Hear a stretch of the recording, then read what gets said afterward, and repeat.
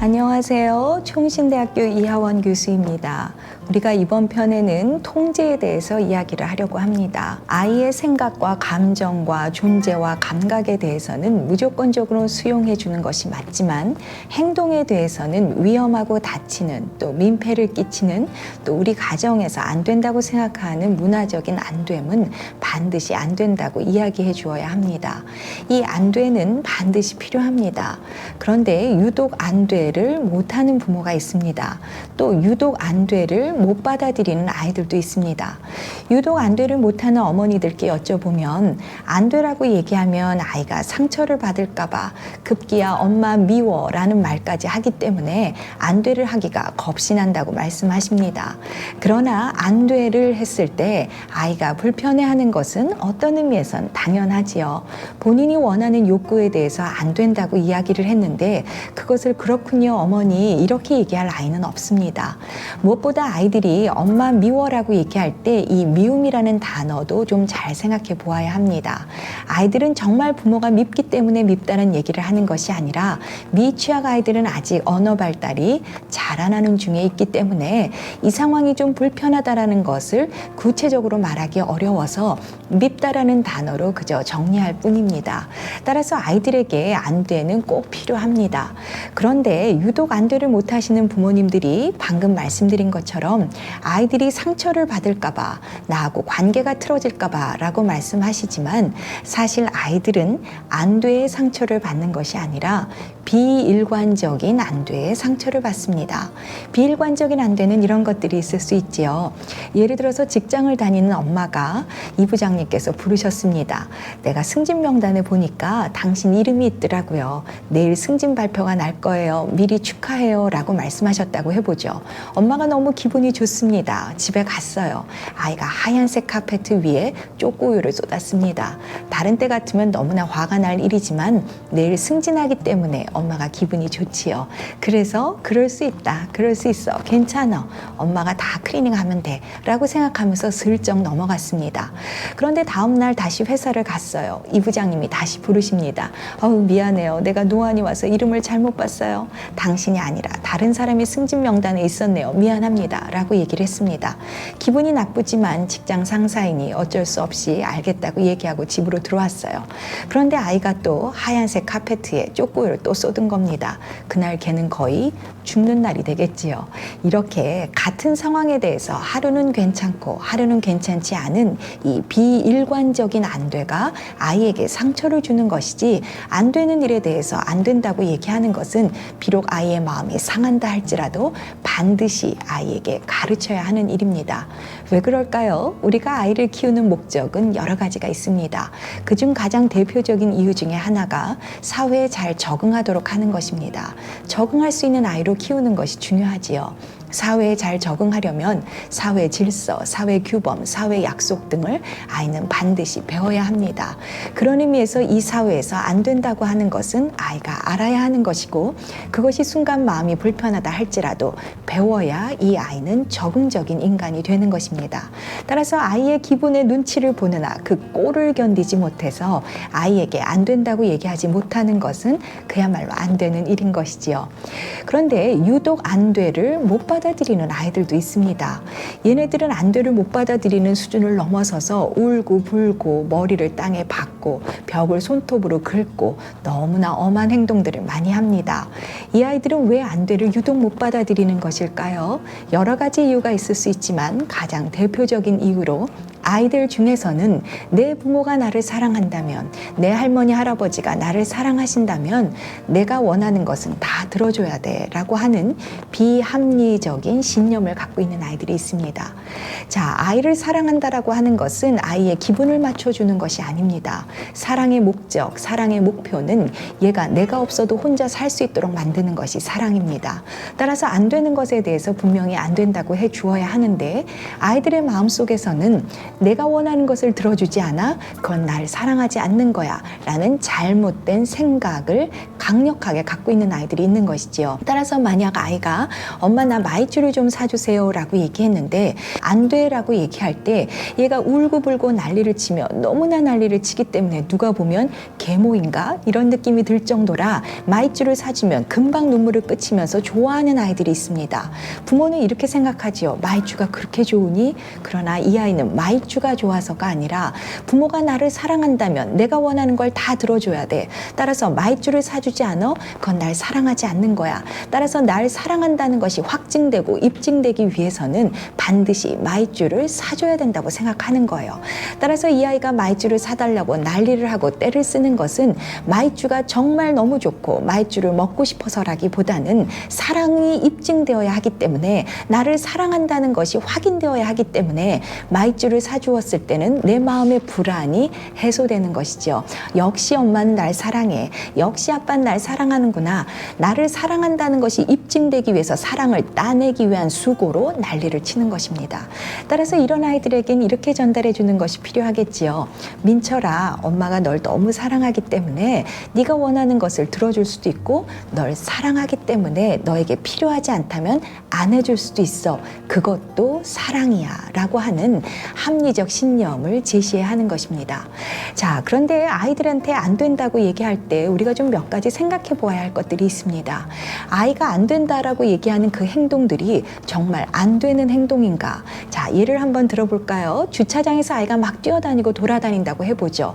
주차장에서 뛰어다닐 때 뛰고 싶은 아이의 욕구가 잘못된 것은 아닙니다. 이것이 주차장이기 때문에 문제가 되는 것이죠. 따라서 아이들이 하고자 하는 모든 욕구는 그거 자체는 중립입니다. 이것이 사회적으로 용납되는 맥락이 있고 그렇지 않은 맥락이 구분되어 있을 뿐입니다. 따라서 아이에게 위험하고 다치는 일들에 대해서 안 된다고 분명히 통제해 주는 것이 마땅하긴 한데 안 된다라고만 얘기하면 얘한테 억제 기제를 쓴 것이기 때문에 얘는 마음속에 눌림만 있고 옳은 것이 무엇인지를 배우지 못합니다. 여기서 굉장히 중요한 원리를 하나 말씀드립니다. 아이들에게 잔소리와 훈육의 차이는 잔소리는 욱하고 화내고 난리를 치고 훈육은 친절하게 말하는 것이 아니라 잔소리와 훈육의 차이는 대안을 주었는지 아닌지가 굉장히 중요합니다. 자, 볼까요? 아이가 주차장에서 막 뛰어다니고 돌아다닙니다. 위험하고 다치는 일이지요. 호기심이 많다고 말할 수 없습니다. 자동차 바퀴를 보는 것을 좋아한다고 그렇게 말할 수 없습니다. 안 되는 일입니다. 다치고 위험한 일이지요. 따라서 위험하고 다쳐 주차장에서 뛰어다니면 안 되는 거야. 보통 여기까지 얘기하고 우리는 훈육을 했다고 생각합니다. 옳은 것이 무엇인지를 가르쳐 주었다고 생각하는 것이지요. 그러나 아이 입장에서 생각해 보세요. 아이 입장에서는 내가 뛰어다니는 것이 안 돼? 그거는 압니다. 그런데 다음에 또 뛰고 싶을 때 나는 어떻게 해야 돼요? 라는 대안을 알지 못하면 아이들은 뛰고 싶은 욕구를 억제만 시켰기 때문에 부모하고 사이만 어그러지는 꼴이 됩니다. 앞서 말씀드린 것처럼 뛰어다닌다는 것 자체는 중립자극입니다. 이것이 사회적으로 용납되는 곳이 있고 그렇지 않음을 가르쳐주면 됩니다. 따라서 이렇게 말씀하시면 됩니다. 주차장에서 뛰어다니면 안 되는 거야. 다쳐, 위험해 라고 분명하게 이야기를 해주고 아이에게 알려줍니다. 저기 놀이터가 있어. 공원이 있어. 어린이집 마당이 있어. 유치원 정원이 있어. 저기서 뛰어라. 네가 뛰는 것 자체가 문제가 되는 건 아니야. 그러나 사회적으로 용납될 수 있는 맥락이 있음을 알려주는 것입니다. 이것이 그 유명한 조절을 가르치는 가장 간단한 방법입니다. 우리가 음식을 먹는 것은 나쁜 것이 아니지요. 그러나 내일 건강검진이 있으면 음식을 먹으면 안 됩니다. 먹고 싶은 욕구 자체는 중립인 것이지요. 먹고 싶은 욕구 자체가 잘못된 것은 아닙니다. 그러나 내일 건강검진이 있을 땐 먹으면 안 되는 것이지요. 조절해야 하는 것입니다. 따라서 아이들도 자기가 원하는 것들이 있을 때 그것을 풀 수 있는 맥락이 있음을 가르쳐 줌으로써 아이의 욕구를 사회적인 맥락 안에서 조절해서 풀 수 있도록 돕는 것입니다. 아이가 고가의 깨지는 물건을 파는 백화점에 갔다고 한번 생각해 보죠. 고가의 깨지는 물건을 파는 백화점에 그 상점 안에 들어가는 것은 안 되는 일입니다. 거기 들어가면 안 되는 거야. 깨지는 물건이야. 고가의 문제라서 만지면 안 되는 거야 라고 얘기할 때 뒤에서 할머니가 말씀하시는 경우가 있습니다. 아유, 교수님, 우리 아이가 호기심이 많아서 그래요. 호기심이 아니라 민폐를 끼치는 일입니다. 타인에게 불편감을 주는 일은 해서는 안 되는 일이지요. 따라서 아이에게 거기에 들어가면 안 된다고 분명히 이야기하고 나오게 합니다. 그리고 나서 아이한테 거기 들어가면 안 되는 거야 라고 얘기하면 우리는 바른 훈육을 했다고 생각하지만 아이 입장에서는 그럼 나는 뭔가를 만지고 싶을 때 다음에 또 이런 마음이 들 때 난 어떻게 해야 돼요? 라고 하는 것이 남게 됩니다. 아이가 뭔가를 만지고 싶어하는 욕구 자체가 잘못된 것은 전혀 아닙니다. 이 욕구가 고가의 깨지는 물건인 백화점에서 시행됐기 때문에 문제가 되는 것이지요. 따라서 아이를 불러서 이렇게 말씀하시면 됩니다. 여기 이렇게 깨지는 물건, 이런 물건들은 만지면 안 되는 거야. 그 다음에 만져도 되는 물건들을 보여줍니다. 이 물건들을 보여주면서 이 물건은 만져도 되는 거야. 즉 아이가 만지고자 하는 터치의 욕구가 잘못된 것이 아니라 어떤 상황에선 안 되고 어떤 상황에선 되고 네가 원하는 그 욕구를 풀 수 있는 맥락이 있으니 그 상황에서 풀어라 라고 하는 그 맥락까지를 가르쳐 주시는 것이 훈육의 완성입니다.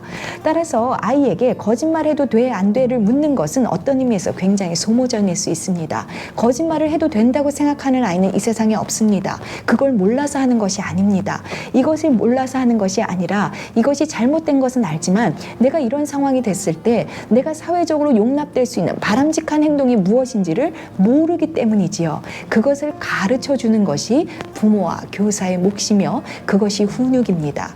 따라서 훈육의 완성은 가르침입니다. 배움이 발생해야 하는 것이지요. 그저 옳은 것이 무엇인지 기준만 알려주는 것은 우리가 옳은 것을 가르쳐 주었다고 생각하지만 아이에게는 아무것도 배워지는 것이 없습니다. 그것은 바로 잔소리가 되는 것이지요. 자, 그런데 이렇게 아이에게 위험하고 다치고 민폐를 끼치는 일들에 대해서 안 된다는 것을 가르쳐 줄 때 뭐든지 다 안 되는 것을 말하게 되면 아이가 스스로 선택할 수 있는 것들에 대해서는 좀 어려움이 생기죠. 따라서 일방향 하향식 전달로 가르쳐 주어야 할 안 돼와 얘가 스스로 선택해야 할 영역이 구분되어 있다는 것도 말씀드립니다. 행동에 대해서 스스로 선택해야 되는 일들이 있을 수 있지요. 자, 그런데 이런 경우들이 있습니다. 제가 어디 가보니까 어떤 할머니께서 좀 배우신 할머니입니다. 우아한 할머니신데 손주에게 약을 먹이기 시작하시는 거예요. 그런데 이렇게 약을 먹이십니다. 자, 우리 손주 약 먹을 거예요? 안 먹을 거예요? 아주 세련되고 우아하게 선택권을 주셨습니다. 자, 그런데 저는 좀 생각해 보게 됐습니다. 약은 먹어야 되는 거 아닌가? 왜 선택권을 주시지? 이런 생각을 했어요. 근데 그 손주가 이렇게 답변했습니다. 안 먹을 거예요 라고 얘기했어요. 약을 안 먹겠다는 손주에게 할머니는 어떻게 약을 먹일 것인가? 이것이 굉장히 중요한 화두가 될 수 있죠. 그런데 이 할머니가 이렇게 말씀하시는 거예요. 다시 묻겠어요. 약을 먹을 거예요? 안 먹을 거예요? 계속 묻습니다. 겉으로 볼 때는 이 시대에 걸맞는 선택권인 것 같고 아이에게 자율성을 주는 것 같지만 사실 굉장히 잘못하고 계시는 것이죠. 왜 그럴까요? 약을 먹을 거예요? 안 먹을 거예요? 이렇게 선택권을 주었기 때문에 아이는 약을 안 먹을 수 있는 여지가 있다는 것을 생각하게 됩니다. 약은 먹는 것이죠. 약을 먹는다는 건 뭐예요? 가르칠 때 약은 먹는 거야 하고 가르치는 것이 맞습니다. 아이가 배워야 할 것은 일방향 하향식 전달로 우리가 윗사람이고 우리가 권위자이고 우리가 상위 체계로서 아이에게 가르치는 것이 맞습니다. 선택권을 주는 건 이런 맥락들이 있을 수 있죠. 그림책을 고른다든지 놀잇감을 고른다든지 신발 색깔을 고른다든지 티셔츠 색깔을 고른다든지 이런 것들은 전부 선택권을 줄 수 있습니다. 그러나 배워야 할 영역에 대해서는 일방향 하향식 전달로 지침을 내려주는 것이 특별히 미취학 시기에는 너무나 중요합니다. 연령이 높아지기 시작하면 스스로 선택할 수 있습니다. 그러나 그 이전에는 옳은 것은 배워져야 하는 것이지요. 자, 그런데 어떤 분이 아이에게 신발을 선택할 수 있구나, 아이에게 선택권을 주어야겠어 라고 생각하시면서 어린이집을 등원하기 전에 신발장을 확 열어서 신발을 선택하라고 말했습니다. 아이에게 신발을 선택하라고 말하니 아이가 신발을 선택했지요. 그런데 이분이 저한테 전화를 하셨습니다. 교수님, 아이가 한여름에 겨울 부츠를 자꾸 선택한다는 겁니다. 겨울 부츠를 자꾸 신으려는 아이에게 어떻게 해주면 좋겠냐고 물으셨습니다. 자, 여러분 어떤 생각이 드세요? 아주 간단하게 정답을 말씀드린다면 부츠를 빼고 아이가 선택하도록 도와줬어야 했습니다. 자, 무슨 얘기일까요? 우리가 선택지를 아이에게 줄 때에는 아이가 어떤 선택을 해도 문제가 안 되는 선택권 안에서 주었어야 하는 것입니다. 겨울 부츠를 빼고 신발장에 신발들을 보여주시는 것이 맞다는 것이죠. 우리가 음료수를 고르라고 할 때 우유, 주스, 양잿물을 주진 않습니다. 그걸 선택하면 안 되는 것이지요. 어떤 것을 선택해도 우리가 용납하고 수용할 수 있는 선택지 안에서 아이에게 선택하게 하는 것입니다. 따라서 이 가정의 경우에는 부츠를 빼고 보여주는 것이죠. 그런데 만약 우리가 실수해서 부츠를 보여준 상태에서 아이가 부츠를 선택하고 여름에 신발을 신으려고 한다고 해보죠. 그렇게 때를 쓰고 있는 아이에게는 어떻게 하는 게 좋을 것 같으세요? 부츠를 신고 그냥 어린이집에 가야죠. 본인이 스스로 선택한 것에 대해서 좀 불편함을 겪어서 스스로 배우는, 이것이 소위 말하는 우리가 자연적 귀결이라고 하는 것이겠지요. 스스로 선택한 것에 대해서 대가를 치르고 그 불편함을 통해서 배우게 되는 과정입니다. 자, 그래서 우리가 오늘은 통제에 대해서 이야기를 나눴습니다. 아이들의 행동, 너무나 아이들이 예쁘고 귀하지만 아이의 마음에 대해서는 수용해 줄지언정 아이의 행동에 대해서는 안 되는 일에 대해서 분명한 안 돼를 주는 것이 필요하다고 말씀드렸습니다.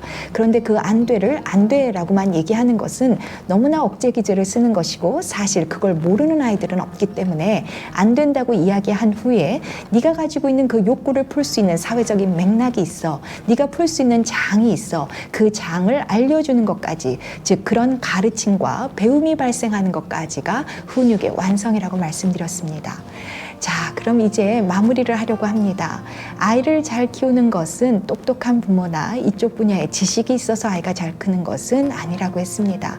대체로 아이들이 잘 클 수 있지만 아이가 잘 크려면 아이가 부모와 관계가 좋아야 하고, 그래서 우리 말을 좀 들어야 하는 아이로, 특별히 미취학되는 부모의 말을 좀 듣는 것이 필요한데, 그 들음이 되기 위해서는 우리가 아나운서처럼 화술이 좋거나 기자처럼 설득력이 좋은 사람들이 아니라 관계가 좋아야 하는 것이고, 관계가 좋기 위해서는 행위자와 행위를 구분하는 거라고 얘기했습니다. 그래서 생각과 감정과 감각과 존재는 무조건적으로 수용하되, 위험하고 다치고 민폐를 끼치고 우리 가정에서 안 된다고 결정한 룰에 대해서는, 그 문화에 대해서는 끝까지 안 된다고 이야기하는 것이 아이를 잘 키우는 방식이라고 볼 수 있습니다. 그런 의미에서 양육은 좋은 대인관계를 민면으로 합니다. 지금까지 충신대학교의 이하원 교수였습니다. 감사합니다.